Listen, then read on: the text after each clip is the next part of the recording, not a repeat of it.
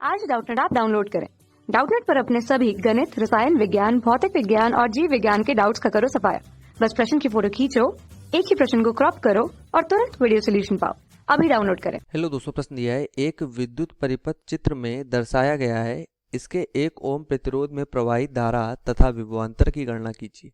ठीक है, तो प्रश्न में यहाँ से एक परिपथ ये दर्शाया गया है जिसमें जो 1 ओम का ये प्रतिरोध लगा हुआ है, इस प्रतिरोध के में जो प्रवाहित धारा है उसकी गणना करनी है और विभवांतर की भी इसकी गणना करनी है। ठीक है, तो यहाँ से हम समझते हैं। पहले हमने ये 9 वोल्ट की बैटरी लगी, यहाँ से हमने मान लिया धारा आई चलती है। तो यहाँ पर आकर धारा दो भागों में विभक्त होती है। धारा इधर I1 जाती है 3 ओम के प्रतिरोध में और 6 ओम के प्रतिरोध में I2 चली जाती है। तो यहाँ से भी I1 आएगी, यहाँ से भी I2 आएगी और I1 I2 फिर से यहाँ से जुड़ के क्या हो जाएंगी I। तो मतलब 1 ओम का जो प्रतिरोध है इसमें धारा कौन सी जा रही है? यही धारा I जा रही है जो यहाँ से चली थी। मतलब हमें प्रश्न के पहले भाग में धारा I की गणना करनी है जो 1 ओम के प्रतिरोध में जा रही है। ठीक है, और इसके सिरों पर अगर हम वोल्टता को यहाँ से V से दिखा दें तो हमें V की गणना करनी है।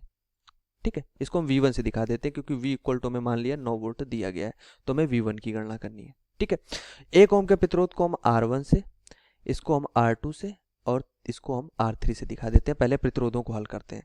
तो R2 व R3 अगर हम प्रतिरोध देखें, R2 व R3, ठीक है, तो R2 व R3 जो प्रतिरोध है हमारे पास वो समांतर क्रम में संयोजित है। ठीक है, किस क्रम में संयोजित है? समांतर क्रम में।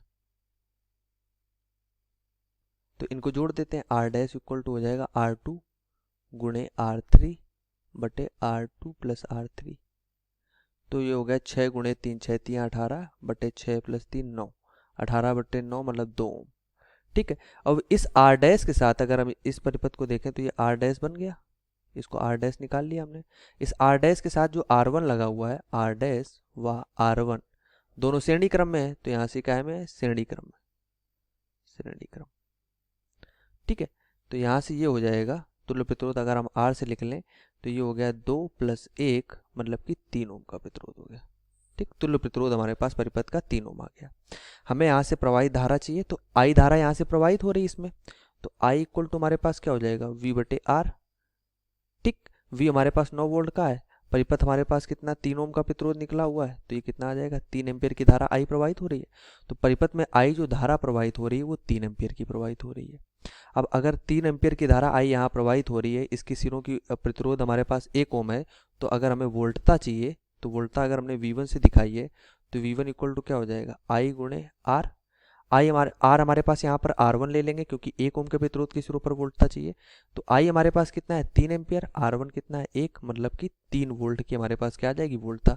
मतलब धारा भी 3 एम्पियर की प्रवाहित होगी और वोल्टेज भी हमारे पास 3 वोल्ट होगा। ठीक है, धन्यवाद।